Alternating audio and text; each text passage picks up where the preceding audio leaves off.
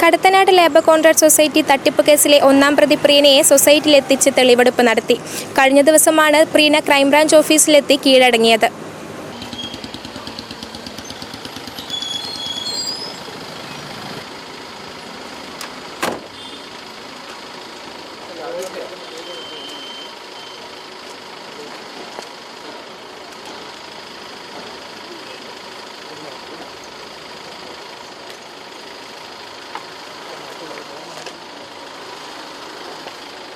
Kadathanad labour contract society തട്ടിപ്പ് കേസിൽ ഒന്നാം പ്രതിയും സൊസൈറ്റി സെക്രട്ടറിയുമായ പ്രീനയെ സൊസൈറ്റിയിലെത്തിച്ച് തെളിവെടുപ്പ് നടത്തി.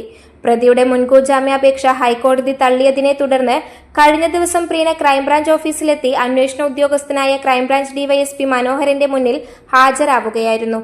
ഈ കേസിലെ രണ്ടാം പ്രതി റിനീഷ്, മൂന്നാം പ്രതി സുധീർ കുമാർ എന്നിവർ നിലവിൽ പോലീസ് കസ്റ്റഡിയിലാണ്. അന്വേഷണ സംഘത്തിന്റെ പ്രത്യേക ആവശ്യം പരിഗണിച്ചാണ് കോടതി ഒന്നാം പ്രതി പ്രീനയെ 3 ദിവസത്തേക്ക് ക്രൈംബ്രാഞ്ച് കസ്റ്റഡിയിൽ വിട്ടത്.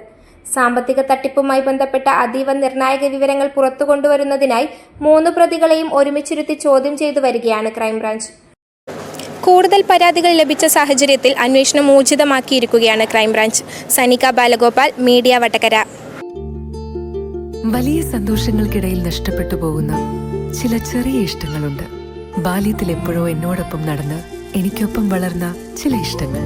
ആ ഇഷ്ടങ്ങൾ സ്വന്തമാക്കാൻ എന്നോടൊപ്പം എന്നും ഉണ്ടായിരുന്ന എന്റെ ഫാമിലി.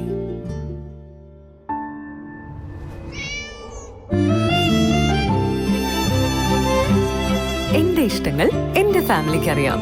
Family wedding centre.